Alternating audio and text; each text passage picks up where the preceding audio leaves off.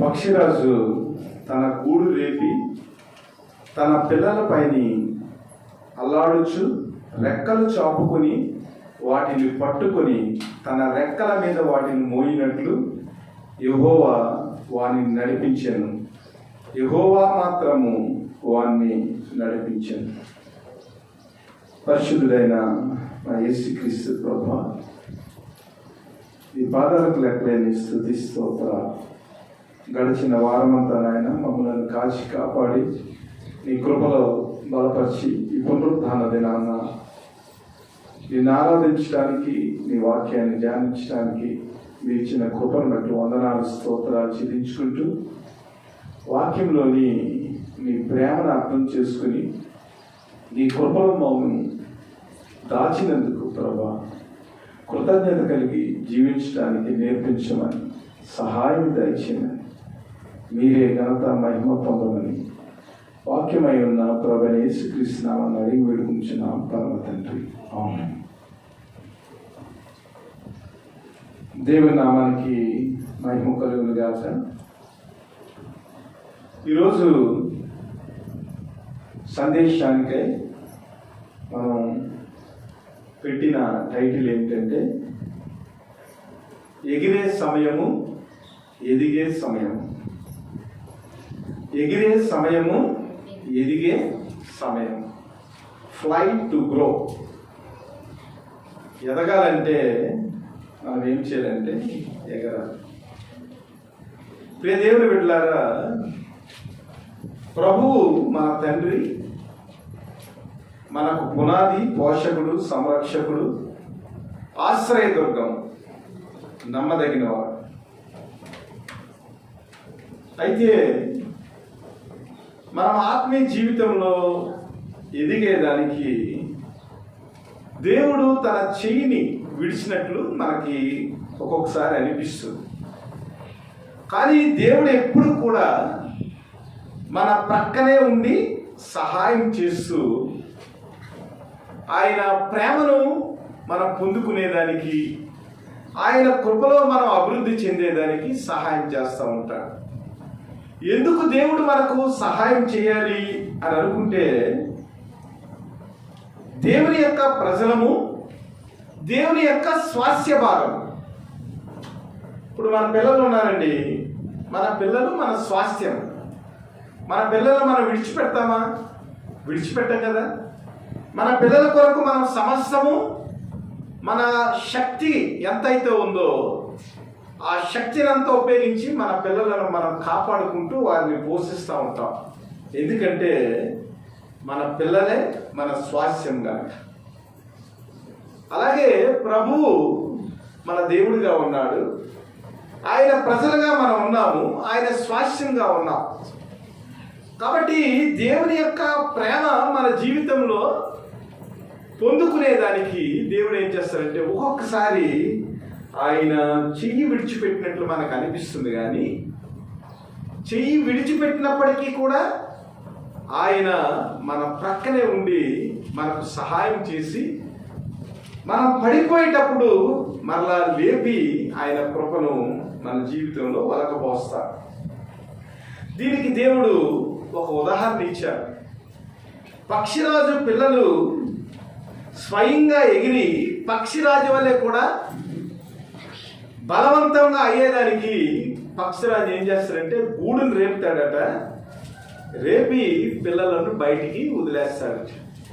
ఆ పిల్లలు పడిపోయేటప్పుడు మరలా పక్షిరాజు ఆ పిల్లలను ఎత్తుకుని సంరక్షించి పిల్లల యొక్క గతిని, స్థితిని మార్చేదానికి పక్షిరాజు ఎంతో ప్రయాసపడతాడట. అలాగే ప్రభు బిడ్డలుగా ఉన్న మనలను ఆయన వదిలిపెట్టినట్టు అనిపిస్తుంది. కానీ మరలా ఏం చేస్తారంటే తన రెక్కల కింద మనలను ఆయన ఎక్కించుకుని ఉన్నతమైన స్థితిలోనికి మనలను నడిపించే దేవుడిగా ఉన్నాడు. ఒక్కొక్కసారి ముళ్ళ బాట ద్వారా మనలను ఆయన ప్రయాణం చేసేదానికి ఆయన పర్మిషన్ ఇస్తాడు. కానీ ఈ ముళ్ళ బాట ఏమవుతుందంటే తుదకది మహిమ బాటగా మనము చూడగలుగుతాం. కాబట్టి దేవుడి యొక్క ప్రేమను అర్థం చేసుకునేదానికి మోషే ఇశ్రాయేలుతో మాట్లాడుతూ ఉన్నాడు. ఇశ్రాయేలు యొక్క జీవితంలో ఎన్నో ఆశ్చర్యకార్యాలు దేవుడు చేశాడు. వారు మొరపెట్టినప్పుడు, ఏడ్చినప్పుడు దేవుడు వారిని చేయి పట్టుకుని నడిపించాడు. కానీ వారు మరలా తిరుగుబాటు చేస్తూ ఉన్నారు. దేవుడు ఆశ్రయపురంగా ఉన్నాడు. దేవుని యొక్క కార్యాలు సంపూర్ణమని వారికి తెలుసు. దేవుని యొక్క క్రియలన్నీ కూడా న్యాయమని తెలుసు. దేవుడు నిర్దోషి అని తెలుసు, నమ్మదగిన దేవుడని తెలుసు, ఆయన నీతిపరుడని తెలుసు, యథార్థవంతుడని తెలుసు, పోషకుడని తెలుసు, సమస్తము ఎరిగిన వారు ఇశ్రాయేలీయులు. కానీ దేవునిని వారు అర్థం చేసుకునే స్థితిలో వారు ప్రయాణం చేస్తున్నట్లుగా మనం చూస్తూ ఉన్నాం. కాబట్టి దేవుడు ఏం చేస్తున్నాడంటే వారికి దేవుని యొక్క స్థితిని గురించి ఆయన నేర్పిస్తూ ఉన్నాడు. ఇదిగో పక్షిరాజు తన పిల్లలను ఎలాగైతే గూటి నుంచి లేపి పిల్లలు పోషింపబడేదానికి, స్వయముగా ఎదిగేదానికి పక్షిరాజు ఎలాగైతే క్రమశిక్షణ నేర్పుతాడో, విధిని, అలాగే తమ జీవితాల్లో ఉన్న ఆ స్వాస్థ్యాన్ని పొందుకునేదానికి ఎలాగ ఆయన గైడ్గా ఉండి సహాయం చేస్తాడో, ఇదంతా కూడా మరొకసారి ఇశ్రాయేలీయులకు మోషే ఏం చేస్తున్నాడంటే దేవుని యొక్క ప్రేమను గురించి, దేవుని యొక్క ప్రణాళికను గురించి, దేవుని యొక్క ఆ స్వాస్యాన్ని గురించి మరలా ఇశ్రాయేలీకి చెబుతున్నట్లుగా మనం చూస్తూ ఉన్నాం. వాక్య భాగంలోనికి మనం వచ్చినట్లయితే యెహోవా వంతు ఆయన జనమే, ఆయన స్వాస్య భాగము యాకోబే. అరణ్య ప్రదేశంలోను, భయంకర ధ్వనిగల పాడైన ఎడారిలోను వారిని కనుగొని ఆవరించి పరామర్శించి తన కనుపాప వలె వారిని కాపాడాను. అర్థం కావాలి మనకి, దేవుని యొక్క ప్రేమ ఏమిటో మనకు అర్థం కావాలి. మొట్టమొదటిగా క్రైస్తవులుగా మనం తెలుసుకోవాల్సిన విషయం ఏమిటంటే మనము దేవుని యొక్క జనమని మనం గుర్తెరగాలి. ఎందుకంటే దేవుడు తన స్వరస్థం ఇచ్చి మనల్ని సంపాదించాడు. ఏ వ్యక్తి కూడా మన కొరకు తన రక్తాన్ని చిందించలేడు. కానీ ప్రభువైన దేవుడు తన రక్తాన్ని చిందించి సంఘాన్ని ఆయన ఏం చేశాడంటే విమోచించి తన స్వాస్థ్యముగా చేసుకున్నాడు. కాబట్టి మనము దేవుని విషయంలో చాలా ప్రశస్తమైన జనమని మనం గుర్తెరగాలి. మనం దేవుని యొక్క భాగమని, దేవుని యొక్క వంతని, దేవుని యొక్క జనమని, అసలు మన కొరకే దేవుడు ఈ లోకాన్ని సృజించాడని మనం నమ్మి ఏం చేయాలంటే దేవుని ప్రేమను మనం అర్థం చేసుకోవాలి. ఇప్పుడు మన ఇంట్లో మన బిడ్డలు ఉన్నారండి. మన బిడ్డలు మనల్ని విడిచిపోయి ఇష్టం వచ్చినట్లు తిరిగారనుకోండి, తల్లిదండ్రులుగా మనకి ఎంత బాధ వస్తుందండి, ఎంత శోకం వస్తుందండి. అసలు పిల్లల కొరకే మనం బ్రతుకుతూ ఉన్నాము, పిల్లల కొరకే మనం ఆస్తి సమకూరుస్తూ ఉన్నాము, పిల్లల కొరకే మనం స్వాస్థ్యాన్ని సంపాదిస్తూ ఉన్నాం. కానీ పిల్లలకి మనకి సంబంధం లేనట్లుగా పిల్లలు ప్రవర్తిస్తే తల్లిదండ్రులు ఎంత బాధపడతారో దేవుడు కూడా అదే చెప్తున్నాడు. ఇశ్రాయేలుతో చెప్తున్నాడు, యెహోవా వంతు ఆయన జనమే, ఆయన స్వాస్థ్య భాగము యాకోబే. అరణ్య ప్రదేశంలో భయంకర గల ధ్వనిగల పాడైన ఎడారిలో వారిని కనుగొని ఆవరించి పరామర్శించి తన కనుపాప వలె వారిని కాపాడాడు. ఇశ్రాయేలు గురించి మనం ఆలోచన చేసినప్పుడు ఇశ్రాయేలు యొక్క జీవితాన్ని మనం క్షుణ్ణంగా పరిశీలన చేసినట్లయితే వారు కానానులో కరువు వచ్చినప్పుడు ఐగుప్తుకు వచ్చారు. ఐగుప్తులో సమస్తాన్ని వారు పొందుకున్నారు. ఎందుకంటే ఐగుప్తుని పాలించే రాజు యొక్క ప్రధానమంత్రిగా యోసేపు ఉన్నాడు. యోసేపు యొక్క సమక్షంలో వారు అనేక సంవత్సరాలు సమృద్ధికరమైన జీవితాన్ని వారు జీవించారు. అంటే రెడ్ కార్పెట్, అంటే ఒక మంచి ఉన్నతమైన స్థితిలో వారు చక్కని జీవితాన్ని ఐగుప్తులో వారు అనుభవించారు. అయితే యోసేపు చనిపోయిన తర్వాత ఫరో ఏం చేశారంటే ఇశ్రాయేలీయులను బానిసలుగా చేసేసారు. ఎంత బానిసలుగా చేశారంటే వారిని శ్రమ పెట్టినప్పుడు వారు భరించలేని శ్రమను వారు పొందినట్లుగా దేవుణ్ణి వారు మొరపెట్టినట్లుగా మనం చూస్తూ ఉంటాం. అలాంటి పరిస్థితుల్లో, ఎడారి లాంటి పరిస్థితుల్లో దేవుడు ఏం చేశాడంటే వారిని పరామర్శించాడు. పరామర్శించి ఆదరించి ఆవరించి వారిని ఎలాగ కాచి కాపాడాడంటే చేశాడంటే తన కనుపాపను ఎలాగైతే మనం కాపాడుకుంటామో అలాగే దేవుడు ఏం చేశాడంటే కనుపాప వలె ఇశ్రాయేలులను కాపాడి వారిని ఆవరించి ఐగుప్తు నుంచి కానానుకి వారిని నడిపిస్తా ఉన్నారు. ఇది వారికి అర్థం కావటం లేదు. వారు ఎలాంటి పరిస్థితుల్లో ఉన్నారు, ఎలాంటి పరిస్థితుల్లో వారు జీవిస్తూ ఉన్నారు, ఎలాంటి పరిస్థితుల్లో దేవుడు వారిని పరామర్శించాడు, ఎలాంటి పరిస్థితుల నుంచి వారిని నడిపిస్తూ ఉన్నాడు, ఇదంతా కూడా వారు జ్ఞాపకం చేసుకోవాలని దేవుని యొక్క ప్రేమ ఏమిటో, దేవుని ప్రజల మీద ఆయనకున్న అనుబంధం ఏమిటో ఇశ్రాయేలుకు పదే పదే పదే పదే మరి మోషే వారికి దేవుని యొక్క ప్రేమను గురించి చెప్తా ఉన్నాడు. అయితే వీరికి ఏమీ అర్థం కావటం లేదు. క్రైస్తవులమైన మనకు కూడా కొన్ని విషయాలు అర్థం కావు.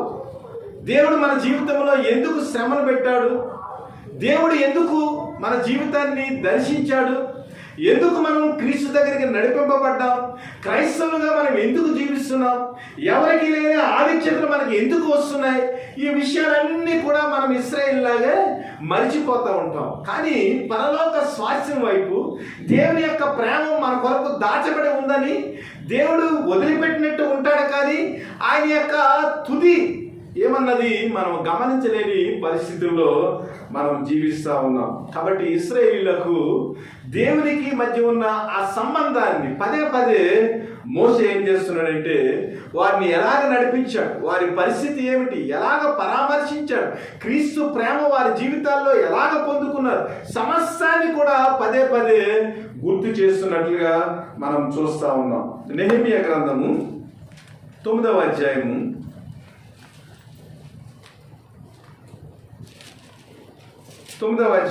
19 నుంచి 21 వచనాలు.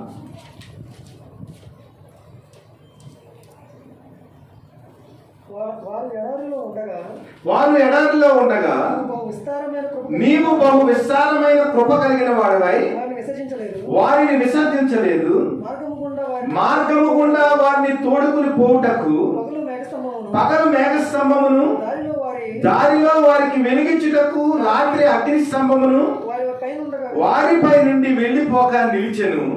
వారికి బోధించుటకు నీ ఉపకారాత్మలను దయచేసితివి, నీవిచ్చిన మన్నాను ఈక మానలేదు, వారి దాహమునకు ఉదకమిచ్చితివి.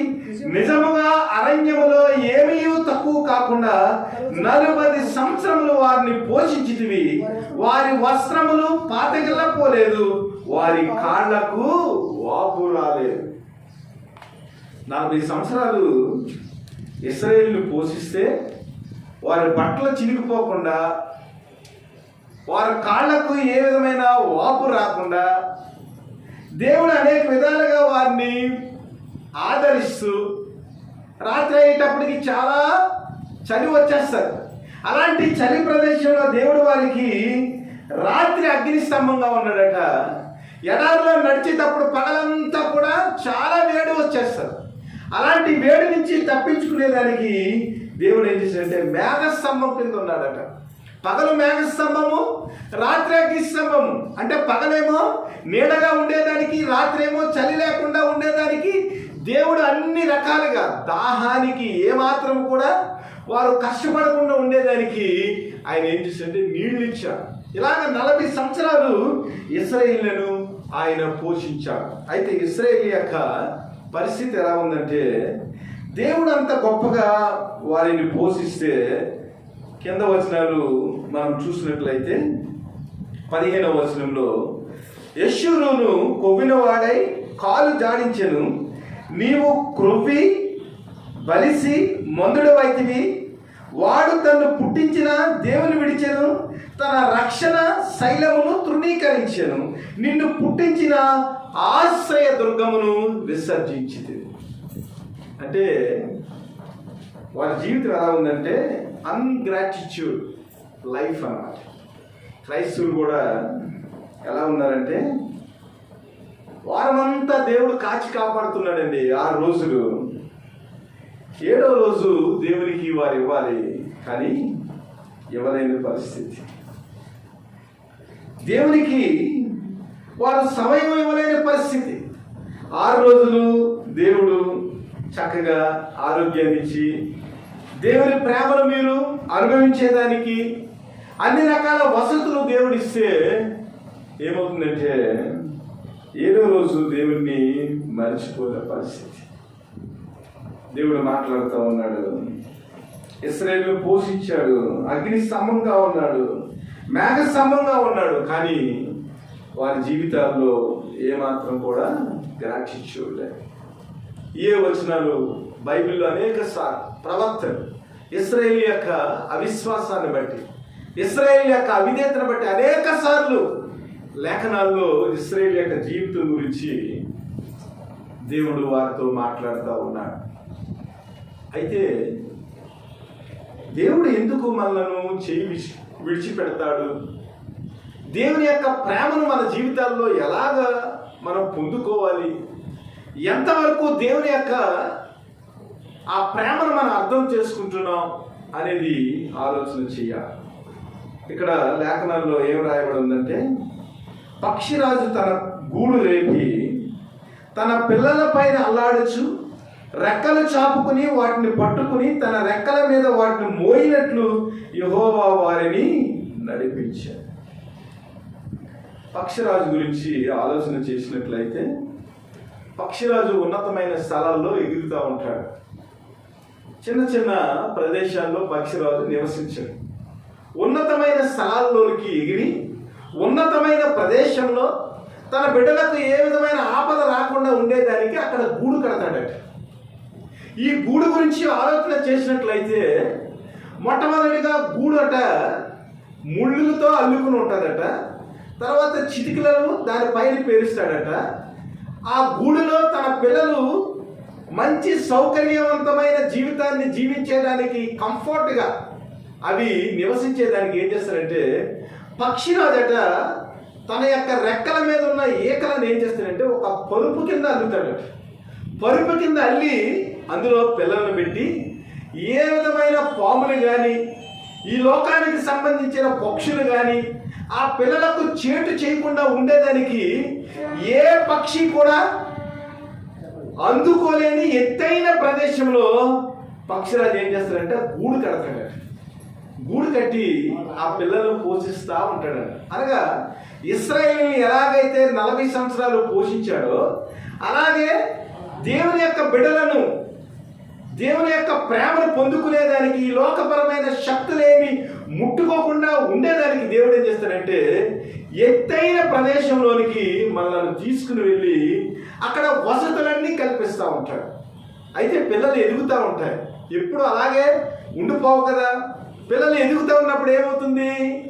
గూడు సరిపోదు. ఆ గూడు సరిపోని పరిస్థితుల్లో పక్షిరాజు కూడా పిల్లలు ఎదిగేటప్పుడు పిల్లలన్నిటికీ కూడా ఆహారం సమకూర్చేదానికి కొద్దిగా కష్టంగా ఉంటుంది. అందుకని పక్షిరాజు ఏం చేస్తారంటే పిల్లలన్నీ కూడా తమ ఆహారాన్ని తామే సంపాదించుకునేదానికి మళ్ళీ ఏం చేస్తారంటే గూడును రేపుతాడండి. గూడును రేపేటప్పుడు ఏమవుతుందంటే మొట్టమొదటిగా మరి పరుపులాగా వేసిన ఆ రెక్కల యొక్క ఈకలు ఉన్నాయి కదా, వాటిని ఒక్కొక్కటి ఏం చేస్తారంటే కిందకు జారు విడిస్తాడట. అలాగే జారు విడిచినప్పుడు ఏమవుతుందంటే ముందర చిటికలు తగులుతాయట. ఆ చిటికలు తగిలినప్పుడు కూడా ఈ పిల్లలు ఏం చేస్తాయంటే పర్వాలేదులని ఆ చిటికల మీద పడుకునేదానికి ప్రయత్నం చేస్తాయట. అప్పుడు పక్షిరాజు ఏం చేస్తాడంటే ఆ చిటికలను కూడా పీకేస్తాడట. పీకేసినప్పుడు అప్పుడు ఏమవుతుందంటే గూడులు అన్నీ ముళ్ళే ఉంటాయి. గూడులు ఏముంటాయి? ముళ్ళు ఉంటాయి. ఈ ముళ్ళు ఇలా గుచ్చుకుంటూ ఉంటాయి. పిల్లలు తిరుగుతూ ఉంటాయి, పెద్ద ఎదుగుతూ ఉంటాయి. ఈ గూడు సరిపోదు. అప్పుడు ఏం చేస్తాడంటే ఈ ముళ్ళు ఒక్కొక్కటి గుచ్చుకున్నప్పుడు పక్షిరాజు ఏం చేస్తాడంటే ఆ గూడుని కిందకి ఒకేసారి కూల్చేస్తాడట. కూల్చేసినప్పుడు ఏమవుతుందంటే ఈ పిల్లలన్నీ కూడా ఒక్కొక్కటి కిందకి జారిపోతూ ఉంటాయంట. ఈ జారిపోతూ ఉన్నప్పుడు ఎగరలేని పరిస్థితుల్లో ఎగురుతూ నేర్చుకుంటూ ఉన్న టైంలో ఎప్పుడైతే ఈ పక్షి పిల్లలు కిందకి వచ్చేస్తూ ఉంటాయో వెంటనే పక్షిరాజు ఏం చేస్తాడంటే తన రెక్కలు విప్పి మొత్తం పిల్లలన్నింటినీ కూడా రెక్కల మీద ఎక్కించుకుని అలా ఎగురుతూ ఉంటాడు. అలా ఎగిరి మళ్ళీ ఏం చేస్తాడంటే లోయల్లోనికి తీసుకొస్తూ ఉంటాడు. ఆ లోయలు చూపిస్తూ ఉంటాడు, నీరు చూపిస్తూ ఉంటాడట. ఒకేసారి మరలా ఏం చేస్తాడంటే పక్షిరాజు మరలా పైకి ఎగిరి పిల్లలన్నింటినీ వదిలేస్తాడు. ఈ క్రమంలో ఏమవుతుందంటే పిల్లలన్నీ కూడా ఒకేసారి ఆ వదిలిపెట్టడం వల్ల కిందకి జారిపోతూ తన రెక్కలు విడుచుకుని మరలా ఎగిరేదానికి ప్రయత్నం చేస్తారు. అలాగా ఎంతవరకు అవి ఎగటం నేర్చుకుంటాయో అంతవరకు కూడా పక్షిరాజు ఏం చేస్తారంటే పిల్లల్ని పైకి తీసుకెళ్ళటం వదిలిపెట్టడం, పిల్లల్ని పైకి తీసుకెళ్ళటం వదిలిపెట్టడం. అలా కొన్నాళ్ళకి ఏమవుతుందంటే ఈ పక్షిరాజు పిల్లలన్నీ కూడా ఎగరటం ప్రారంభిస్తారు. క్రైస్తవులమైన మనం కూడా ఈ నీతిని నేర్చుకోవాలి. ప్రభు మన జీవితాల్లో కష్టాలని ఎందుకు ఆయన అనుమతిస్తున్నాడు, ఎందుకు మనకు అనారోగ్యం వస్తుంది, ఎందుకు శోధనలు వస్తున్నాయి, పిల్లల ద్వారా ఎందుకు శోధనలు వస్తున్నాయి, భర్త ద్వారా ఎందుకు శోధన వస్తుంది, భార్య ద్వారా ఎందుకు శోధన వస్తుంది, ఈ లోక పరిస్థితుల ద్వారా మనకు శోధన ఎందుకు వస్తుంది అంటే మనము కూడా ఆత్మీయంగా పక్షిరాజు ఎలాగైతే ఉన్నతమైన అనుభవంలోనికి వెళ్ళాడో అలాగే దేవుని బిడ్డలమైన మనము కూడా ఉన్నతమైన ఆత్మీయమైన అనుభవాల్లోనికి వెళ్ళటానికి దేవుడు ఏం చేస్తాడంటే గూడును రేపి ఆయన మనము కూడా ఆత్మీయ జీవితంలో విశ్వాస జీవితంలో ఎదిగేదానికి ఆయన ఏం చేస్తాడంటే ఒక్కొక్కసారి కఠినమైన పరిస్థితులు కూడా మనలను నడిపిస్తూ ఉంటాడు. పిల్లలు ఉన్నారండి, పిల్లలు పాలు తాగుతూ ఉంటారు. పాలు తాగుతూ ఉన్నప్పుడు వారు ఒక్కొక్కసారి పాలు తాగేటప్పుడు తల్లికి ఇబ్బంది కలిగిస్తూ ఉంటారు కదా. మరి ఇబ్బంది కలిగించినప్పుడు తల్లి ఓర్చుకుని పాలిస్తూ ఉంటారు. మరి అదే పళ్ళు వచ్చిన తర్వాత కూడా ఒక 3 సంవత్సరాలు అయిన తర్వాత కూడా తల్లి పిల్లలకు పాలిస్తుందా? ఇవ్వదు కదా. అలాగే నడిచే క్రమంలో వాడు ఎదుగుతున్న క్రమంలో వాడిని చేపట్టుకుని మరలా నడిపిస్తుందా? వాడు ఎదిగేదానికి, నడిచేదానికి, పరిగెత్తేదానికి వాడు ఏజ్ని బట్టి, వాడు వయసుని బట్టి ఏ సమయంలో వాడు ఎలాగ ఎదగాలో ఆ ఎదిగే పరిస్థితిని కల్పిస్తుంది. కానీ మరి కూడా ఉండి స్కూల్కి తీసుకెళ్తుందా? స్కూల్ గేట్ వరకు తీసుకెళ్తుంది కానీ స్కూల్లోకి వెళ్ళి తల్లి పక్కన కూర్చుని పాఠాలు వింటుందా? వినదు కదా. అలాగే వయసు పెరిగి కొద్ది ఏం చేస్తుంది? వాడు కాలేజీకి వెళ్ళేటప్పుడు కూడా బస్ స్టాండ్ తీసుకెళ్తుందా తల్లి? తీసుకెళ్ళదు కదా. దేవుడు బిడ్డలారా, దేవుడు ఎందుకు శ్రమలు అనుమతింపజేస్తాడంటే మనం ఆత్మీయంగా ఎదిగేదానికి, దేవుని యొక్క కృప ఏమిటో మనము సంపూర్ణంగా అనుభవించేదానికి దేవుడు ఏం చేస్తాడంటే ఒక్కొక్కసారి మన గూడుని రేపుతూ ఉంటాడు. మన కుటుంబంలో కలతలు వస్తూ ఉంటాయి, మన జీవితాల్లో శ్రమలు వస్తూ ఉంటాయి, మన జీవితాల్లో ముళ్ళు వస్తూ ఉంటాయి. కానీ మన విశ్వాసం నుంచి మన పరమ తండ్రి మనకు ఉన్నాడు, దేవుని యొక్క స్వాస్యంగా ఉన్నాడు. మన జీవితంలో అనేక శ్రమల్లో దేవుడు మనల్ని ఆదుకున్నాడు, ఆయన యొక్క ప్రేమను మనకు చూపించాడు. కాబట్టి ఆయన చెయ్యి విడిచేవాడు కాడని మనం ఏం చేయాలి? శ్రమలు వచ్చినప్పుడు, బాధలు వచ్చినప్పుడు ఆయన సహాయం చేస్తారని ఆయన మీద ఆనుకుని ఆత్మీయ జీవితంలో ఎదిగేదానికి దేవుని యొక్క కృపను మనం ఏం చేయాలంటే వెంబడించాలి. అప్పుడే మనం ఆర్థికంగా ఎదగలం. ఒక పని పోయిందని మనం కూర్చుని ఉంటే, ఏ విధమైన ప్రయత్నం చేయకుండా ఉంటే మనకు ఆర్థికపరమైన ఆ మంచి ఇబ్బంది నుంచి మనం ఎలాగ తప్పించబడతాం? మనం ఎదగాలి కదా, శారీరక పరంగా ఎదగాలి, అలాగే ఆత్మపరంగా మనము ఎదుగుతూ ఉండాలి. శ్రమలు అనేవి లేకపోతే, బాధలు అనేవి లేకపోతే, అలాగే మనం కంఫర్ట్ జోన్లో ఉండిపోతే ఆత్మీయంగా ఎప్పుడు ఎదుగుతాం, శారీరకంగా ఎప్పుడు ఎదుగుతాం, ఆర్థికంగా మనము ఎప్పుడు ఎదుగుతాం, దేవుని యొక్క పరిపూర్ణమైన ప్రేమ ఎప్పుడు మనము రుచి చూస్తాం?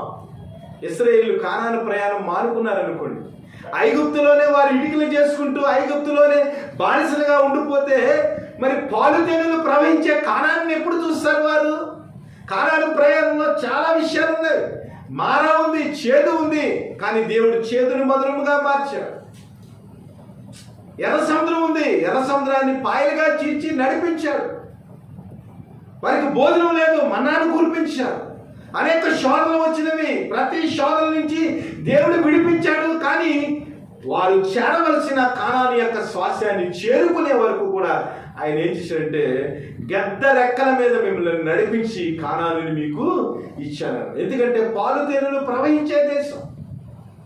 ఆత్మీయ జీవితంలో కూడా పాలు తేనెలు ప్రవహించే పరమకాలానికి మనం చేరుకోవాలంటే అనేక రకాల ముళ్ళబాటలు వస్తూ ఉంటాయి, అనేక రకాల ఇబ్బందులు వస్తాయి. అయినప్పటికీ కూడా దేవుని యొక్క ప్రేమ మనకు వెన్నంటే ఉందని మనం ఏం చేయాలంటే గుర్తెరిగి ఆయన కృప కొరకు మనము ప్రాకులాడుతూ ఉండాలి. యెషయా గ్రంథము 31వ అధ్యాయం 5వ వచనం. యెషయా గ్రంథము 31వ అధ్యాయం 5వ వచనం. పక్షులు ఎగురుచు తమ పిల్లలను కాపాడుకున్నట్లు సైన్యములకు అధిపతి యెహోవా యెరూషలేమును కాపాడును, దాన్ని కాపాడుచు విడిపించుచుండును, దానికి హాని చేయక తప్పించుచుండును. చూసారా, మనం ఏమనుకుంటామంటే దేవుడు నన్ను చూస్తా లేదని అనుకుంటాం. పక్షులు ఎగురుచు తమ పిల్లలను కాపాడినట్లు సైన్యములకు అధిపతి యెహోవా యెరూషలేమును కాపాడును, దాన్ని కాపాడుచు విడిపించును, దాన్ని హాని చేయక తప్పించు. యెషయా గ్రంథము 40వ అధ్యాయం 31వ వచనం. యెహోవా కొరకు ఎదురు చూచువారు నూతన బలము పొందుదురు, వారు పక్షిరాజు వలె రెక్కలు చాపి పైకి ఎగురుదురు, అలయక పరిగెత్తుదురు, సొమ్మసిల్లక నడిచిపోదురు. ఎందుకంటే యెహోవా కొరకు ఎదురు చూసేవారు. కష్టాలలో, సమయాలలో, పరిస్థితులనే ఆ యొక్క అగ్నిగుండంలో నుంచి మనం ఎగరలేని పరిస్థితులు మన జీవితాల్లో అలుముకున్నప్పుడు దేవుడు ఏం చేస్తాడంటే నూతనమైన బలాన్ని ఆయన అనుగ్రహిస్తాడు. అనుగ్రహించినప్పుడంట బాలురంట సొమ్మసిల్లక వారు యవనులు తప్పక వారు ఏం చేస్తారంటే తొట్టిల్లుతారు, సొమ్మసిల్లుతారు. కానీ దేవుని యొక్క బలము చేత ఏం చేస్తారంటే మరలా పడిపోయినప్పటికి కూడా దేవుని యొక్క కృపను బట్టి వారు పైకి ఎగురుతారంట, సొమ్మసిల్లక వారు నడిచిపోతారంట. 46 యెషయా గ్రంథమే 46 4వ వచనం ఒకసారి చూడండి. ముదిమి వచ్చే వరకు నిన్ను ఎత్తుకున్న వాడును నేనే, తల వెంట్రుకలు నెరవి వరకు నిన్ను ఎత్తుకున్న వాడును నేనే చేసి ఉన్నాను, చంకను పెట్టుకున్న వాడును నేనే, మిమ్మల్ని ఎత్తుకొనుచు రక్షించు వాడును నేనే.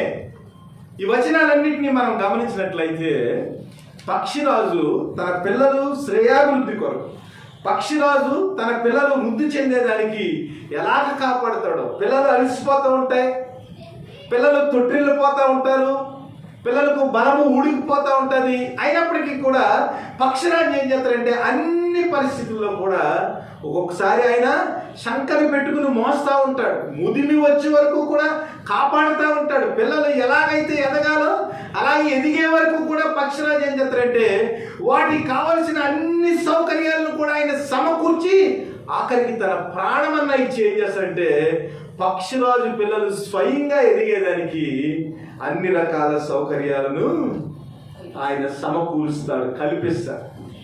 పిల్లలు ఏమనుకుంటాయంటే ఇదేంటి ఇప్పటి వరకు మంచి గూడులో ఉన్నాము, మంచి పరుపులో మనము నివసించాము, ఇదేంటి ఒకేసారి తండ్రి పక్షిరాజు ఒకేసారి గూడు చెదరగొట్టాడేమిటి అని వ్యతిరేకమైన భావనతో వారు ఆలోచన చేస్తూ ఉంటారు కదా.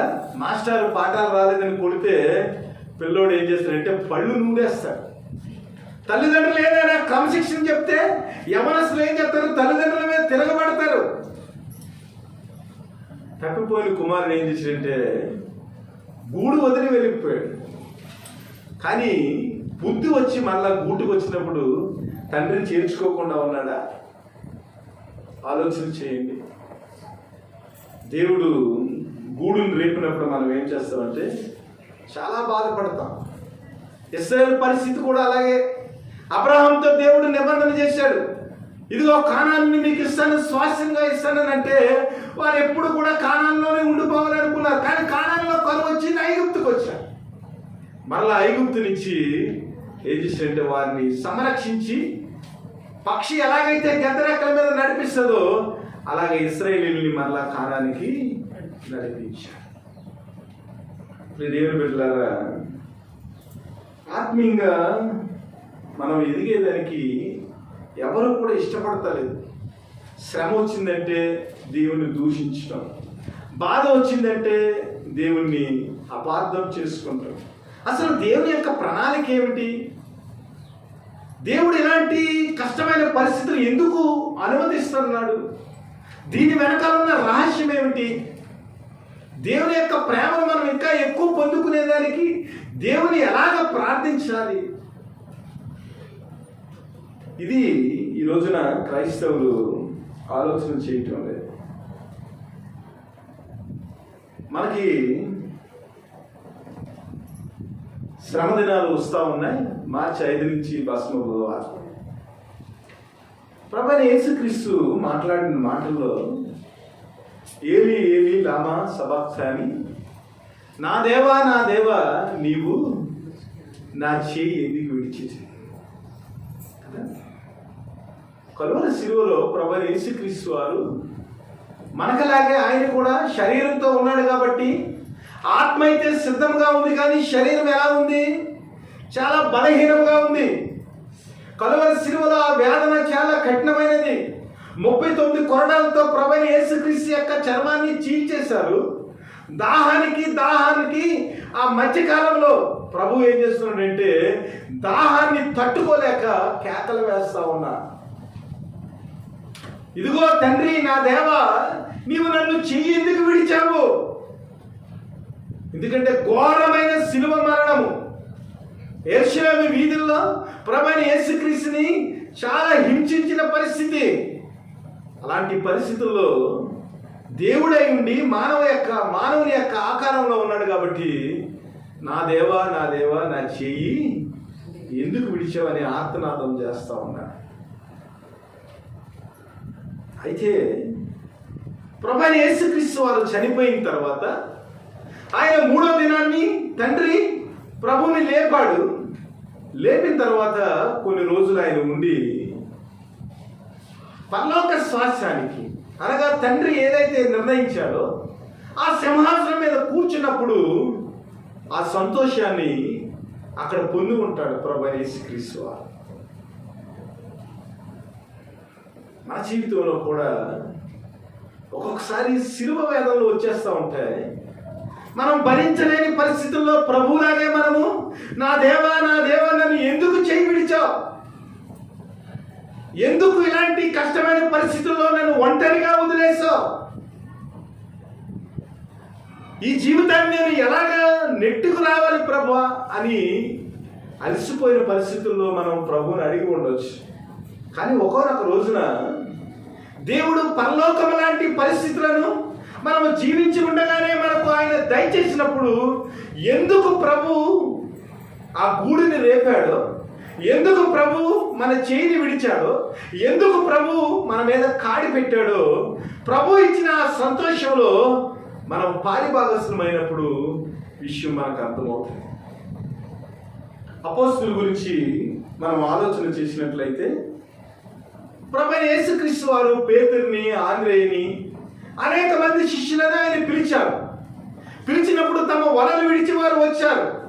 వలలు విడిచి వచ్చిన తర్వాత ప్రభువుని అడిగారు, ప్రభా మేము వలలు విడిచి వచ్చాం కదా, మా గూడును విడిచి వచ్చాం కదా, మా వృత్తిని విడిచి వచ్చాం కదా, మా తల్లిదండ్రులను విడిచి వచ్చాం కదా, పరలోకంలో నీవు మాకు స్వాస్థ్యాన్ని ఇస్తామంటే ప్రభు అన్నాడు, నేను తప్పనిసరిగా మీకు స్వాస్థ్యాన్ని ఇస్తాను, అంతేకాదు కానీ ఏదైతే మీరు విడిచిపెట్టి వచ్చారో దానికంటే కూడా 100 ఎక్కువ ప్రజలను మీకు స్వాస్థ్యంగా ఇస్తానని చెప్పాడు. యేసు ప్రభుతో 3.5 సంవత్సరాలు నడిచారు వారు. ప్రభుతో నడిచేటప్పుడు పక్షి ఎలాగైతే తమ పిల్లలకు మంచి ఆహారం తెచ్చి గూట్లో పెడతాదో, అలాగే ప్రభు తన శిష్యులను నడిపించేటప్పుడు, బోధించేటప్పుడు ప్రతిరోజు కూడా మంచి మంచి రొట్టెలు, మంచి మంచి చేపలు అవన్నీ కూడా ప్రభు తినిపిస్తూ ఉండేవాడు.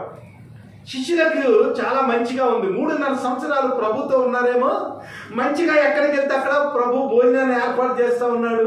ప్రభు అద్భుతాలు చేస్తూ ఉన్నప్పుడు అనేక మంది ప్రభువుని స్తుతిస్తున్నారు, ఆరాధిస్తున్నారు. ఆయనకి మంచి పీఠాన్ని ఇచ్చారు. అన్నీ చేశారు. అన్నీ చేసిన తర్వాత ప్రభు యొక్క స్వాస్థ్యం ఏదైతే ఉందో, ప్రభు యొక్క ఆధిక్యత ఏదైతే ఉందో అంతా కూడా వారు అనుభవించారు. అయితే ప్రభువుని సిలువ వేసేటప్పుడు మటుకు ఏం చేశారంటే వారందరూ కూడా చెల్లాచెదురైపోయారు. అప్పటి వరకు రొట్టెలు తిన్నారు, అప్పటి వరకు దేవుని యొక్క అద్భుత కార్యాలన్నీ కూడా రుచి చూచారు. కానీ ప్రభువుని సిలువ వేసేటప్పుడు వారు పారిపోయారు. అయితే ప్రభు అయిన యేసుక్రీస్తు వారు మరణించి తిరిగి లేచిన తర్వాత ఆయన వారిని దర్శించి పరిశుద్ధాత్మ శక్తిని వారికి ఇచ్చారు. ఇచ్చిన తర్వాత అపోస్తుల యొక్క ఆ స్థితిని మనం అర్థం చేసుకున్నట్లయితే ప్రభువు కంటే కూడా వారు గొప్ప కార్యాలు చేసినట్లుగా మనం చూస్తా ఉన్నాం. అంటే ఆదిమ అపోస్తుల యొక్క పరిస్థితుల్లో సంఘము విస్తరించబడే ముందు వారి జీవితాల్లో అనేక శ్రమలు వచ్చాయి. ఎన్ని శ్రమలు వచ్చాయంటే స్టెఫన్ని చంపేశారు, యాకోబుని ఏం చేశారంటే చిరఛేదనం చేశారు. అలాంటి శ్రమలు వచ్చినాయి. అలాంటి శ్రమల్లో కూడా వారు దేవుని కొరకు, దేవుని యొక్క శక్తిని బట్టి వారు అలసిపోకుండా దేవుని కొరకు వారు సువార్తను ప్రకటించినప్పుడు ఏమైందంటే రోజు రోజుకి సంఘంలో అనేక అద్భుతాలు జరుగుతూ ఉన్నాయి. ప్రభువైన యేసుక్రీస్తు యొక్క నామము హెచ్చింపబడతా ఉంది. అప్పుడు వారికి అర్థమైంది ప్రభు యొక్క ప్రేమ ఏమిటో, ప్రభు మనల్ని ఎందుకు చేయి విడిచాడో, ఆయన మనల్ని చేయి విడిచి తన ఆత్మనిచ్చి పరలోకానికి ఎందుకు వెళ్ళాడో అప్పుడు అర్థమైంది. ఎందుకంటే ప్రభువుని మించిన అద్భుతమైన కార్యాలు వారు కూడా వారి జీవితంలో ప్రదర్శించగలిగారు. వారు నీడలో అనేక మంది స్వస్థత పొందారు. వారు నడుస్తూ ఉంటే స్వస్థత వచ్చింది. వారు ప్రసంగం చేస్తూ ఉంటే సంఘంలో 300 నుంచి 3000 నుంచి 5000 మంది స్వస్థత పొంది దేవుని యొక్క సంఘంలో వారు ఆత్మలో స్వస్థత పొంది దేవుని యొక్క సంఘంలో చేర్చబడేవారిగా ఉన్నారు. కానీ ఎన్ని శ్రమలు వచ్చినప్పటికీ, ఎన్ని బాధలు వచ్చినప్పటికీ, ఎంత హింస కలిగినప్పటికీ కూడా దేవుని యొక్క శక్తిని బట్టి వారు నడుచుకున్నట్లుగా మనం చూస్తూ ఉన్నాం. అపోస్తుల కార్యాలలో 8వ అధ్యాయం 1 నుంచి 4 వచనాలు ఒకసారి చదవండి. అపోస్తుల కార్యములు 8వ అధ్యాయం. ఆ కాలమందు యెరూషలేములోని సంఘమునకు గొప్ప హింస కలిగినందున అపోస్తులు తప్ప అందరూ యూదయ సమరయ దేశమునందు చెదిరిపోయి, భక్తి గల మనుషులు స్టెఫన్ను సమాధి చేసి అతను గూర్చి బహుగా ప్రాలాపించిరి. సౌలైతే ఇంటింటా జొచ్చి పురుషులను స్త్రీలను ఈడ్చుకుని పోయి శరసాలలో వేయించి సంఘమును పోడు చేయించుండేది. కాబట్టి చెదరిపోయిన వారు సువార్త వాక్యమును ప్రకటించుచు సంచారము చేసిరి. దేవుని స్తోత్రం. ఇలాంటి శ్రమలు మనకు వచ్చినాయా?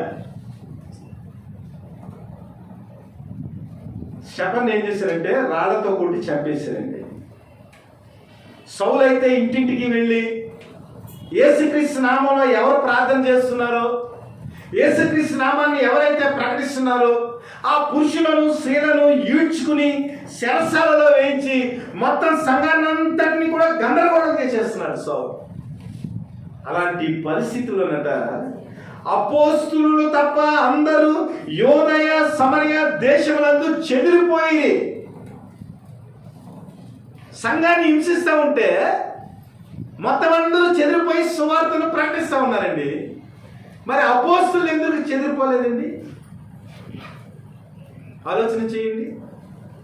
అపోస్తులు తప్ప అందరూ యోదయ సమరయ దేశములందు చెదిరిపోయి ఎందుకు చెదిరిపోలేదంటే మనం చదువుకున్న వాక్య భాగంలో యెహోవా యొక్క నూతన బలము పొందుకుని వారు అలసిపోక సొమ్మసిలక నడిచిపోదురు, పరిగెత్తుదురు.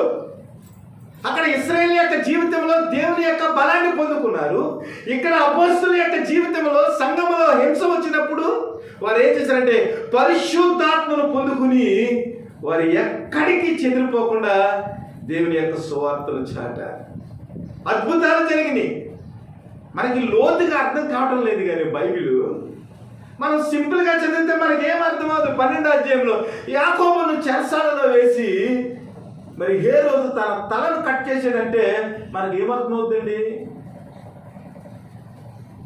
చెరసాలలో యాకోబును వేయించి క్రీస్తు యొక్క నామాన్ని ప్రకటించినందుకు తల తెక్కొట్టాడండి.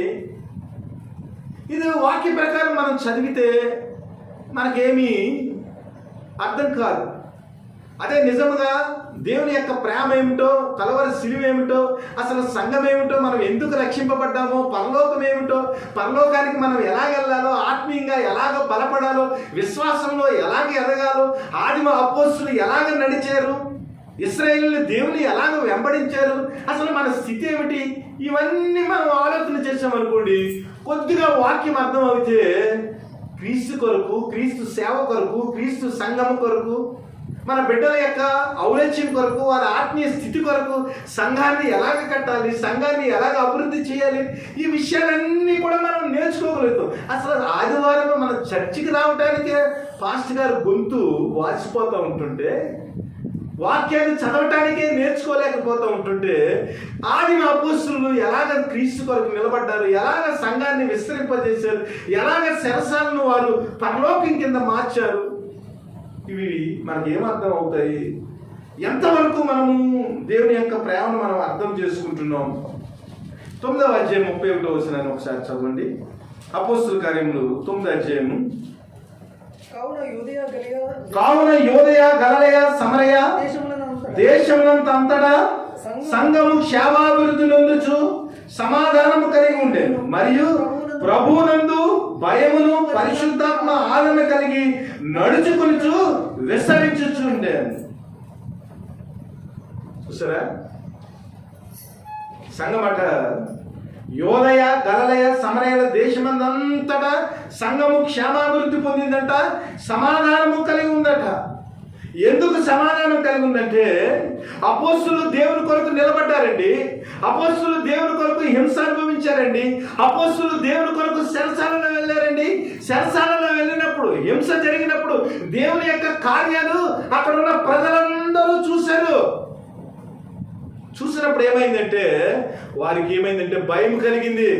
ఇదిగో ఈ వ్యక్తులు సామాన్యమైన వ్యక్తులు కాదు, వీరు యేసుతో కూడా ఉండిన వారు, యేసును అనుభవించిన వారు, యేసు అనుచరులు, వీరు దేవుని యొక్క పరిశుద్ధాత్మను పొందుకున్నవారు. కాబట్టి వీరి మీద మనం ఏదైనా చేసినట్లయితే దేవుని యొక్క భయము చేత మన జీవితాల్లో కష్టం వచ్చేస్తుంది, నష్టం వచ్చేస్తుంది అని ఏం చేశారంటే వారు నిలబడిన విధానాన్ని బట్టి ఏమైందంటే సంఘము క్షేమాభివృద్ధి పొందుకుని సమాధానము కలిగి ప్రభువునందు భయమును పరిశుద్ధాత్మ యొక్క ఆదరణ కలిగి నడుచుకొని విస్తరించుండే. పక్షిరాజు పిల్లలను వదిలేస్తాడండి. వదిలేసినప్పుడు అవి పడిపోతూ ఉన్నప్పుడు, లోయల్లో పడిపోతూ ఉన్నప్పుడు, అవి ఎవరు లేని పరిస్థితుల్లో దేవుడు ఏం చేస్తాడు? రెక్కలు చాపి మరలా వాటిని ఎక్కించుకుని ఉన్నతమైన స్థితిలోనికి తీసుకెళ్తాడు. నన్ను వదిలిపెట్టేశాడు దేవుడని, దేవుడు నా జీవితాల్లో కష్టాన్ని ప్రవేశపెట్టాడని అవిశ్వాసంతో దేవుని వదిలి మనం వెళ్ళిపోయామనుకోండి, దేవుని యొక్క సమాధానము, దేవుని యొక్క ప్రేమ మనకి ఎలా వస్తుంది? దావీదు 41వ కీర్తనలో అంటాడు, ప్రభువా నేను ఊబిగల గుంటలో నేను పడిపోయాను ప్రభువా, అయినప్పటికీ కూడా నీవు నీ చేయిస్తే నీ దక్షిణాస్తాన్ని ఇచ్చి నన్ను పైకి లేపి బలమైన బండ, స్థిరమైన ఆ బండ మీద నా జీవితాన్ని కట్టావు. కాబట్టి నా జీవితం యొక్క విలువను చూసి ఇతరులు ఏం చేస్తున్నారంటే భయపడుతున్నారు ప్రభువా. ఇదిగో నీవు కట్టిన మనిషిని చూసి భయపడుతున్నారు ప్రభువా. చెరసాల్లో తీసుకెళ్ళిపోయారు పౌలుని, కొరడాలతో కొట్టేశారు.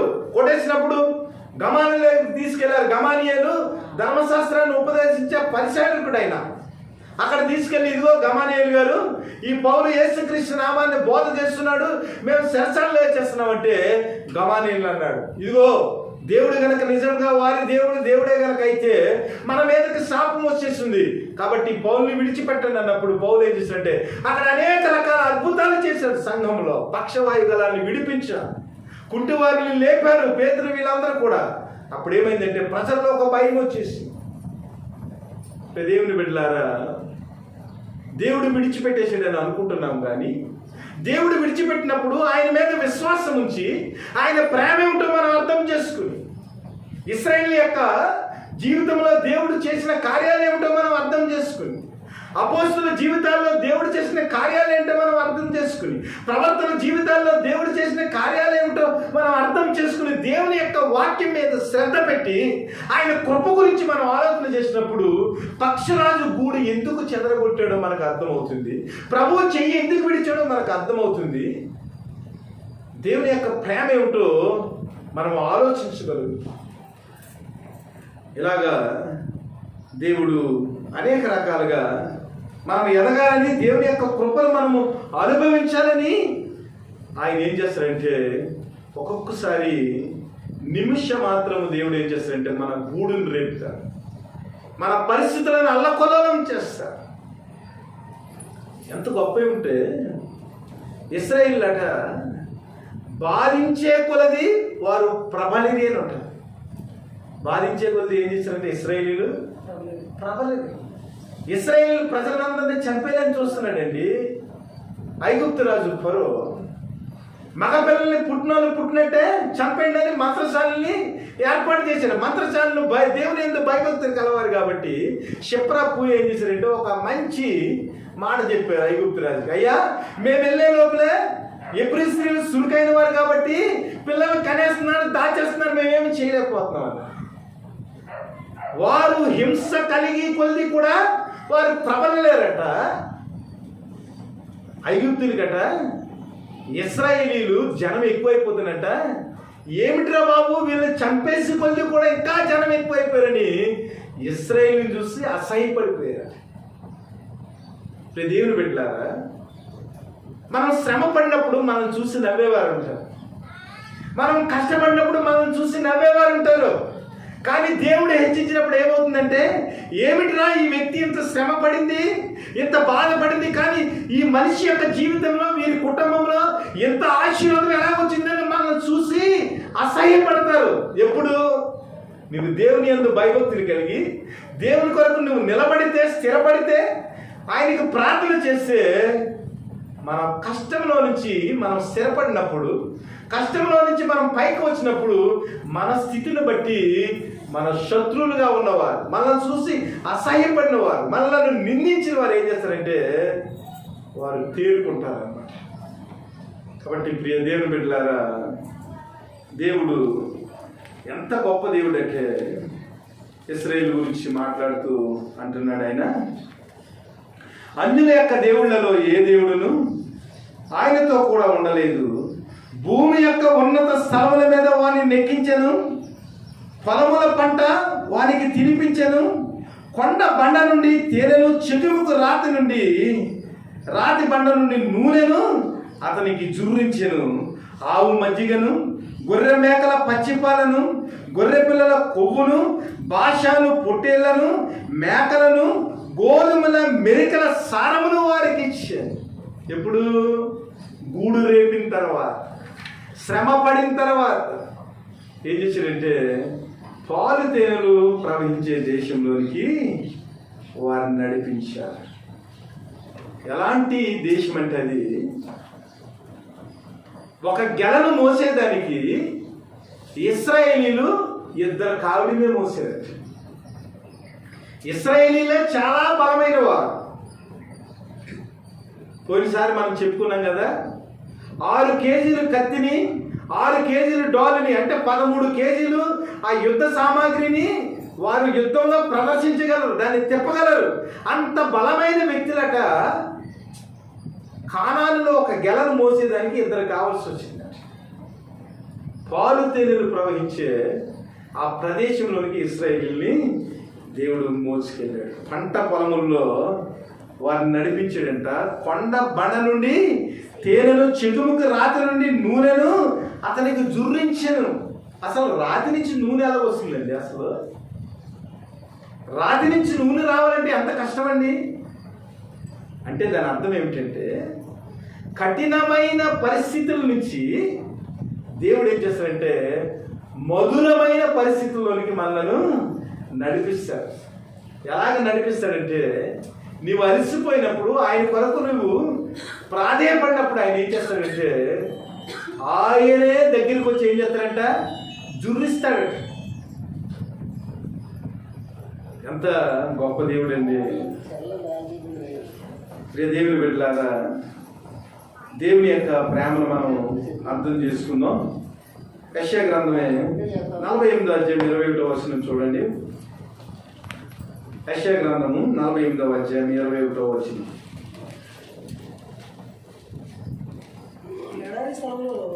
ఎడారి స్థలములలో ఆయన వారిని నడిపించెను, వారి తప్పుకొనలేదు. రాతి కొండలో నుండి వారి కొరకు ఆయన నీళ్లు ఉబక చేసెను. ఆయన కొండను చీల్చగా నీళ్లు ప్రవాహముగా బయలుదేరును. దుష్టులకు నెమ్మది ఉండదని యెహోవా సెలవిచ్చుచున్నాడు. అసలు రాతిలో నీళ్ళే ఉండవు, కానీ దేవుడు ఏం చేశాడట రాతిలో నుంచి నీళ్లను ఆయన రప్పించాడంట. కొండ బండ నుండి తేనెను రప్పించాడంట. చెకిముకు రాతి నుండి నూనెను రప్పించాడంట. ఇదే మాటలు యోబు అంటాడు, ప్రభువా కొండలోని తేనెను నాకు నీవు తినిపించావు ప్రభువా, కానీ నువ్వు బాధ పెట్టావు నాయన, కానీ ఎప్పటికైనా మరలా నీ ప్రేమను నేను అనుభవించేదానికి నాకు సహాయం చేసే దేవుడు అని నేను నమ్ముచున్నాను అన్నాడు.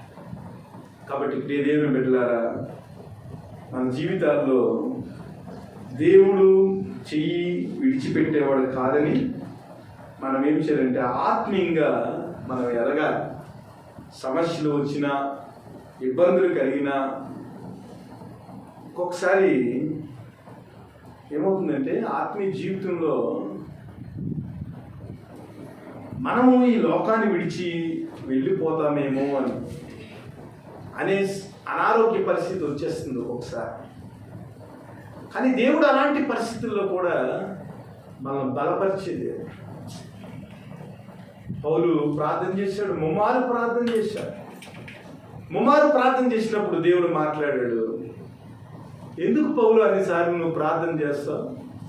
నీ బలహీనలతో నువ్వు మెలుగుతా ఉన్నప్పుడు, నీ బలహీన పరిస్థితుల్లో నువ్వు మూలుగుతా ఉన్నప్పుడు నా బలాన్ని నీకు ఇస్తానన్నాడు.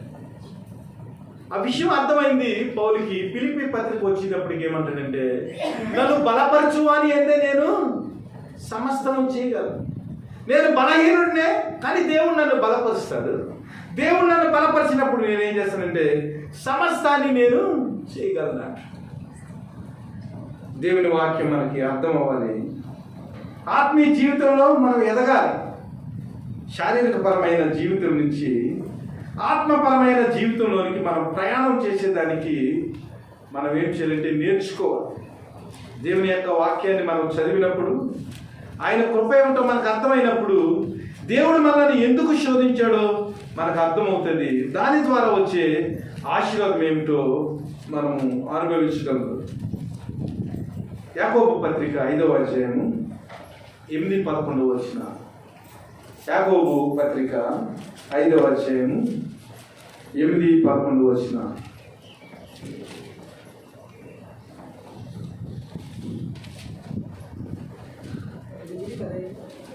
ఎనిమిదవ వచనము 11వ వచనం. ప్రభువు రాక సమీపించుంది కనుక మీరును ఓపిక కలిగి ఉండుడి, మీ హృదయములను స్థిరపరచుకునుడి. 11వ వచనం. సహించిన వారిని ధన్యులను కూర్చున్నాము కదా, మీరు యోబు యొక్క సహనం కూర్చి వింటిరి. ఆయన ఎంతో జాలియు కనికరము గలవాడని మీరు తెలుసుకుని ఉన్నారు. ప్రభు యొక్క రాకడ సమీపిస్తుంది. కాబట్టి మీరేం చేయాలంటే ఓపికతో ఉండాలంట. మీ హృదయాలను మీరు స్థిరపరచుకోవాలంటున్నారు. ఎందుకంటే దేవుని యొక్క కృప, దేవుని యొక్క ప్రేమ మనం అనుభవించేదానికి మనకు ఓపిక కావాలి. దేవుని యొక్క ప్రేమ ఏమిటో అర్థం కావాలంటే ఓపిక కావాలి. దేవుని యొక్క ప్రేమ అర్థం కాలేదు ఇస్కరియోతు యోధాకి.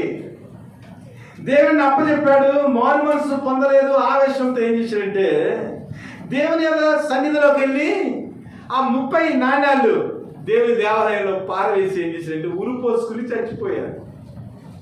ఓపిక లేక, సహనం లేక, దేవుని ప్రేమ ఏమిటో అర్థం కాక, నిజముగా పశ్చాత్తాపం వచ్చినట్లయితే ఏం చేయాలి? ఇస్కరియోతు యూదా, నాయనా నిన్ను 30 నాణ్యాలకి నేను అమ్మేశాను నాయన, నన్ను క్షమించని ఏం చేయాలి? దేవుని పాదాల మీద పడాలి. దేవుని పాదాల మీద పడినప్పుడు ఏం చేస్తారంటే దేవుడు ఎవరిని త్రోసిపుచ్చేవాడు కాదు. ఆయన ఏడ్చాడు, ఎక్కెక్కి ఏడ్చాడు పేతురు కదా. పేతురుని దర్శించాడా లేదా?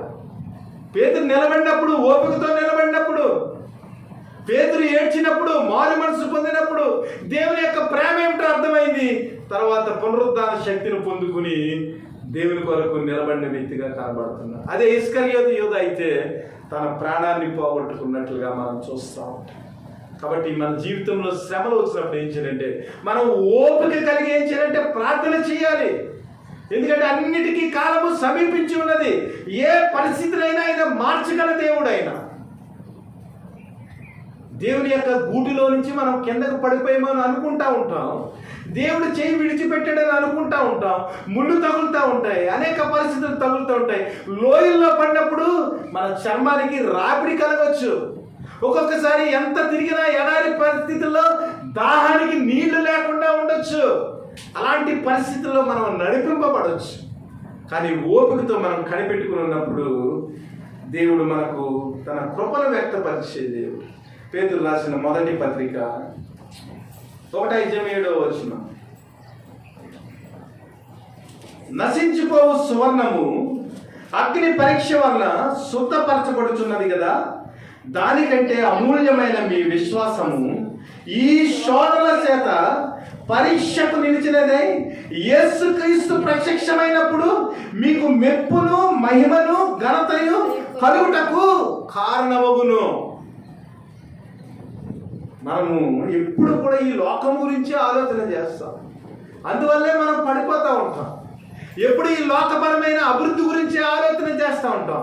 అందువల్ల ఆత్మీయంగా మనము ఎదగలేకపోతాం, మన విశ్వాసాన్ని నిలబెట్టుకోలేకపోతాం. అయితే దేవుడు ఏమంటున్నాడంటే నశించిపోవు సువర్ణము అగ్ని పరీక్ష వలన శుద్ధపరచబడుతున్నది కదా.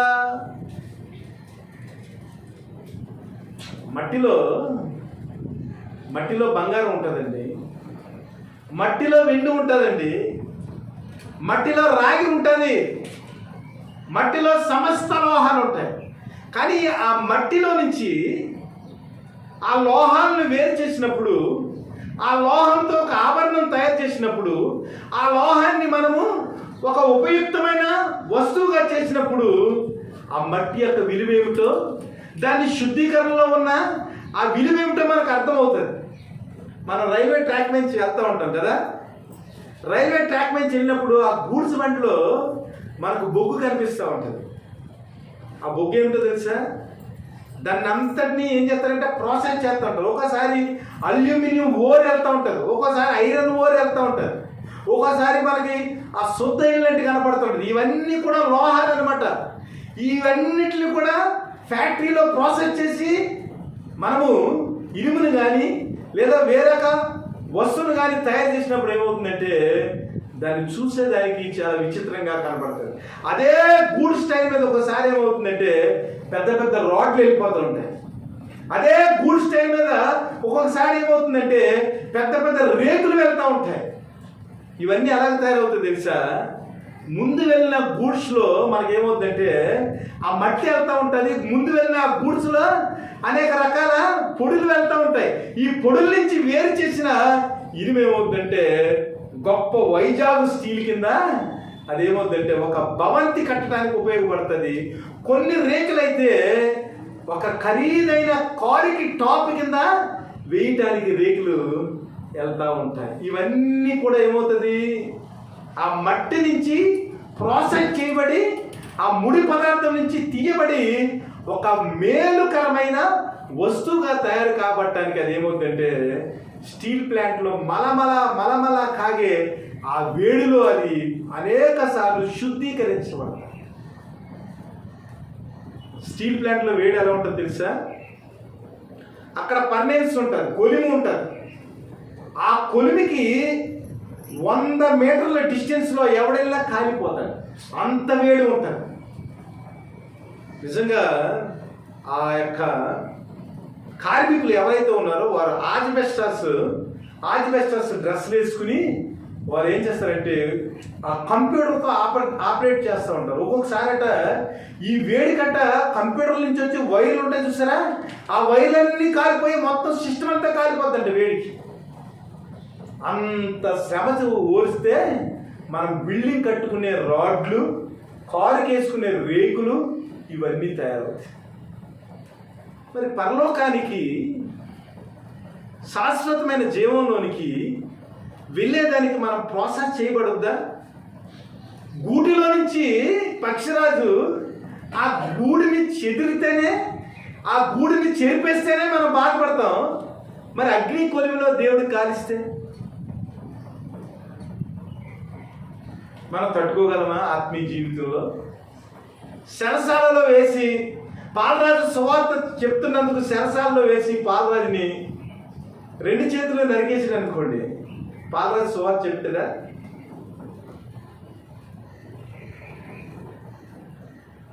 ప్రభుత్వం చర్చలన్నీ మూసేవాలి, సువార్త ప్రకటించడానికి వీలు లేదు, మీరు సంఘంగా కూర్చుంటానికి వీలు లేదంటే ఎంతమంది సంఘాలకు వస్తారండి?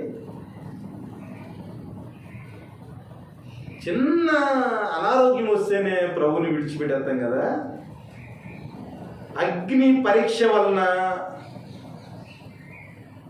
సువర్ణము ఎలాగా శుద్ధీకరింపబడతాదో, కొలిమిలో కాల్చబడి మేలిమి బంగారం కింద ఎలాగైతే తయారవుతుందో, అలాంటి కొలిమి లాంటి పరీక్షలు, దానియేలు లాంటి పరీక్షలు, షడ్రకు మేషక్ లాంటి పరీక్షలు, పౌలు లాంటి పరీక్షలు, పేతురు లాంటి పరీక్షలు, యాకోబు లాంటి పరీక్షలు మన ఆత్మీయ జీవితంలో ప్రభు కనుక ఒకవేళ ప్రవేశపెట్టాడు అనుకోండి, ఎంతమంది క్రైస్తవులుగా నిలబడతారు? గూడు రేపినందుకే మనం బాధపడిపోతున్నాం కదా. నిజంగా అగ్ని కొలిమి లాంటి పరీక్షలు వచ్చి దేవుడు మన యొక్క విశ్వాసాన్ని ఒకవేళ ఆయన పరీక్షింతే ఎంతమంది క్రైస్తవులు ఎగిరేవారిగా ఉంటారు, ఎదిగేవారిగా ఉంటారు. సమస్యల కొలిమిలో నుంచి పరిశుద్ధాత్మ శక్తి ద్వారా ఆయన వాక్యం అనే రెక్కలు కట్టుకుని ఎంతమంది దేవుని యొక్క సువార్తను ప్రకటిస్తారు? అసలు క్రిస్టియన్స్ గానే సర్టిఫికెట్లు మార్చుకుంటాం లేదు కదా. కోటా సీట్లు తీసేస్తారంటే ఎంతమంది క్రైస్తవులుగా ఉంటారు? ఎంతమంది క్రీస్తు కొరకు ఎగిరేవారిగా ఉంటారు? మన మిషన్ పేరు ఏమిటి తెలుసా? True grace wheels mission. సత్యకృపా చక్రాలు ఏ స్కేల్లో ఉంటుంది దర్శనాలు. ఈ చక్రాలట దేవుని యొక్క మహిమనట తమ భుజాల మీద మోసుకుని నలుదిక్కులకు పోవుచుండెను. చక్రములకు కన్నులు ఉండేను, చక్రములకు ఆత్మ ఉండేను. దేవుని యొక్క మహిమ సింహాసనమును ప్రపంచ నలుమూలలకు ఈ చక్రములు తీసుకుని పోవచ్చుండేను.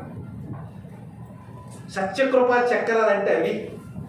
మీరందరూ సత్యకృప సన్నిధిలో చక్రాలు లాంటి వారు, దేవుని యొక్క మహిమ సింహాసనాన్ని నలుదిక్కులకు మోసుకుని పోవలసిన వారు. ఈ చక్రములకు కన్నులు ఉండేను, చక్రములకు ఆత్మ ఉండేను. దేవుని యొక్క ఆత్మ ఎక్కడకు పోవచ్చుండెనో చక్రములు కూడా అక్కడకు ఎగురుచుండెను. ఎగిరే సమయము, ఎదిగే సమయం. దేవుని కొరకు రెక్కలు కట్టుకుని దేవుని సువార్త కొరకు మనము ఎగిరే అనుభవంలో ఉన్నామా? దేవుని పరీక్షలో ఎదిగే అనుభవంలో ఉన్నామా? లేకపోతే ఇశ్రాయేలు లాగా చెట్టుముక్కు రాత్రి నుంచి వచ్చిన ఆ తేనెను తినేసి, మంచి మేక పచ్చిపాలను తాగేసి, ఆవు మజ్జిగను వారు తినేసి సృష్టికర్త అయిన దేవుణ్ణి అంట విసర్జించారట, కాళ్ళతో తన్నారట. ఇశ్రాయేలు ఏం చేశారట? కాళ్ళతో తన్నారట. దేవునికి బదులుగా వారి బంగారం అంతా ఒక మోసలో వేసి దూడని తయారు చేసి దాన్ని పూజించడం మొదలు పెట్టారు. క్రైస్తవుల యొక్క జీవితం ఎలా ఉంటుంది? కష్టాల కొలిమిలో క్రీస్తు కొరకు, క్రీస్తు మహిమ కొరకు ఎంతవరకు మనము జీవించగలుగుతున్నాం? దేవుని బిడ్డలారా, వాక్యం అయిపోయింది. కొరింథీయులకు రాసిన 2వ పత్రిక, కొరింథీయులకు రాసిన 2వ పత్రిక 7వ అధ్యాయం 5వ వచనం.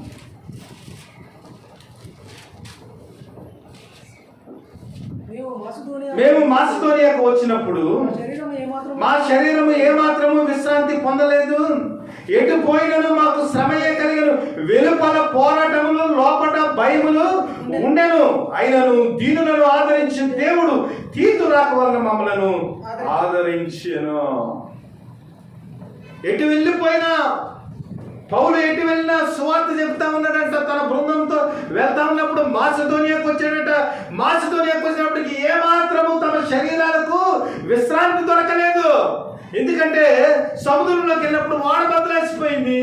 4 రోజులంతా చీకటిగా ఉంది. ఆహారం లేదు, భోజనం లేదు. మొత్తం సముద్రంలో ఆ వాడ మునిగిపోతూ ఉంటే వస్తువులు కూడా సముద్రంలోనే వేసేసారు. ఎటు పోయినా కూడా వారి యొక్క జీవితంలో భయము, లోపల పోరాటములు, బయట భయాలు. అయినప్పటికీ కూడా ప్రభు ఏం చేశాడు తెలుసా? తీతును పంపించి, దేవుడు తీతు రాక వలన మమ్మలను ఆదరించిన, దీనులను ఆదరించిన దేవుడు. దేవుని బిడ్డలారా, మనం దీనులు అంటే ఏమనుకుంటామంటే బట్టలు లేకుండా, భోజనం లేకుండా, ఒకవేళ భోజనం చేసిన కోట తింటా, ఏ విధమైన వసతి లేకుండా ఉంటే మనం దీనులు అనుకుంటాం. అది కాదు దీనత్వం అంటే. దీనత్వం అంటే గర్వం లేకుండా, దేవుని వాక్యానికి లోబడి విధేయత కలిగి, ఆయన యొక్క ప్రేమ ఏమిటో తెలుసుకుని ఆయన వాక్య ప్రకారం జీవించడం ఆత్మ విషయంలో దీనత్వం. మన వ్యవహారిక విషయాల్లో దీనత్వం కాదు. దేవుని బిడ్డలారా, ఎంతవరకు మనము ఆత్మీయ జీవితంలో ఎదుగుతున్నాం ఆలోచన చేయాలి. అదే పత్రిక 12వ అధ్యాయం 10వ వచనం. నేను ఎప్పుడు బలహీనుడను అప్పుడే బలవంతుడను. కనుక క్రీస్తు నిమిత్తము నాకు కలిగిన బలహీనతలోను, నిందలలోను, ఇబ్బందులలోను, హింసలోను, ఉపద్రవంలోను నేను సంతోషించుచున్నాను. ఇది ఎగిరే సమయం, ఎదిగే సమయం. అంటే చెయ్యి విడిచిపెట్టినప్పుడు దేవుడు సంతోషించాలి. ఆయన గూడును రేపినప్పుడు మనం సంతోషించాలి. కష్టాన్ని పెట్టినప్పుడు దేవునికి కృతజ్ఞతాస్తుతులు చెల్లించాలి. ఇబ్బంది పెట్టినప్పుడు కృతజ్ఞతాస్తుతులు చెల్లించాలి. అనారోగ్యం వచ్చినప్పుడు మనం ఏం చేయాలి? కృతజ్ఞతాస్తుతులు చెల్లించాలి. మన జీవితంలో మొత్తం వసతులన్నీ అణగారిపోయినప్పుడు, గూడు మొత్తం కిందకి పడిపోయినప్పుడు, కొలాప్స్ అయిపోయినప్పుడు కూడా మనం ఏం చేయాలి? దేవుని యందు సంతోషించేవారుగా. ఇది ఎగిరే సమయం, ఎదిగే సమయం. అంటే క్రైస్తవులుగా పౌలు అంటున్నాడు, క్రీస్తు నిమిత్తము నాకు కలిగిన బలహీనతలోను, నిందలోను, ఇబ్బందులోను, హింసలోను, ఉపద్రవంలోను నేను సంతోషించున్నాను. దేని నిమిత్తము? క్రీస్తు నిమిత్తము. నీవు శోధనలో పడి నాకు సంతోషం పోయిందంటే దేవుడు దానికి జవాబుదారి కాదు. క్రీస్తు నిమిత్తము నువ్వు ఇబ్బంది పడినప్పుడు, క్రీస్తు నిమిత్తము నేను ఇబ్బంది పడినప్పుడు, క్రీస్తు నిమిత్తము నేను హింసపడినప్పుడు, క్రీస్తు నిమిత్తము నేను నిందపడినప్పుడు, క్రీస్తు నిమిత్తము నేను ఉపద్రవంలో ఉన్నప్పుడు సంతోషించేవారు కూడా. కొంతమంది ఏం చేస్తారంటే వారు శోధనలో పడతారు, దేవుడు శోధన పెట్టాడంట. వారు ఉపద్రవాన్ని తెచ్చుకుంటారు, దేవుడు పెట్టాడంట. అది కాదు. ఇందాక చెప్పిన దేహాత్మ ఏమిటంటే క్రీస్తు నిమిత్తం మనం ఏమి చేసినా, భోజనం చేసినాను, పానము చేసినాను, మీరు ఏమి చేసినా ఏం చేయాలా? క్రీస్తు నిమిత్తము చేయాలి. క్రీస్తు నిమిత్తము ఎదగాలి, క్రీస్తు నిమిత్తము లోబడాలి, క్రీస్తు నిమిత్తము విశ్వాసాన్ని ప్రదర్శించాలి. క్రీస్తు కొరకే, క్రీస్తు కొరకే, సమస్తము క్రీస్తు కొరకే. ఆ తర్వాత ఏమవుతుంది తెలుసా? పక్షరాజు పిల్లలన్నీ కూడా వృద్ధిలోకి వచ్చేస్తాయండి. వృద్ధిలోకి వచ్చేసిన తర్వాత మళ్ళా పక్షరాజు ఏమవుతాడు? మళ్ళా ముసలాడు అయిపోతాడు కదా. పిల్లలు పెద్ద ఎదుగుతాయండి. పెద్ద ఎదిగిన తర్వాత ఏమవుతుంది? మరలా అవి కూడా ముసలోళ్ళు అయిపోతాయి. ముసలోళ్ళు అయిపోయినప్పుడు ఏమవుతుందంటే మరలా మరణానికి ఈ పక్షిరాజు కూడా చేరువవుతుంది. చేరువైనప్పుడు ఏమవుతుందంటే మొత్తం ఈకలన్నీ కూడా తీసేసుకుంటారంట. తీసేసుకుని రాళ్ల సందుల్లోకి వెళ్ళి మొత్తం శరీరాన్ని అంతటిని కూడా శ్రమ పెట్టేసుకుంటుందంట. శ్రమ పెట్టేసుకుని ఎత్తైన ప్రదేశానికి వెళ్ళిపోయి గాలి ఎక్కడైతే బలంగా వీస్తుందో ఆ బలానికి ఎదురుకుంటా వెళ్ళి ఏం చేస్తుందంటే మొత్తం తన రెక్కలు చాపుతూ ఉంటుందంటే. రెక్కలు చాపినప్పుడు ఏమవుతుందంటే ఈ బలమైన గాలి వచ్చి పక్షిరాజుని తోచేస్తూ ఉంటుందంట. పక్షిరాజేమో గాలికి ఎదురీస్తూ ఉంటుందంట. అలాగ కొన్ని రోజులు చేసిన తర్వాత ఏమవుతుందంటే ఆ పక్షిరాజు కట మరలా కొత్త రెక్కలు వస్తాయట, కొత్త ఉద్యోగం వస్తుందంట, కొత్త శక్తి వస్తుందంట. ఈ ముసలి పక్షిరాజు ఏమవుతుందంటే మరలా నూతనమైన పక్షిరాజు కింద అయిపోతుందంట. మనం కూడా ఏమవుతుందంటే ఈ లోకంలో శ్రమలు వస్తాయి, బాధలు వస్తాయి. ఏదో రోజున ఏమవుతుందంటే మరలా మనం బండ సందుల్లోకి వెళ్ళిపోతాం. అనగా ప్రభువైన యేసుక్రీస్తు యొక్క కృపను బట్టి పరదేశికి వెళ్ళిపోతాం. పరదేశికి వెళ్ళిపోయిన తర్వాత దేవుడు తన రాకడలో మరలా ఏం చేస్తాడు? ఈ మట్టి ఘటంలోనికి దేవుడు తన మహిమైశ్వర్యాన్ని నింపుతాడు.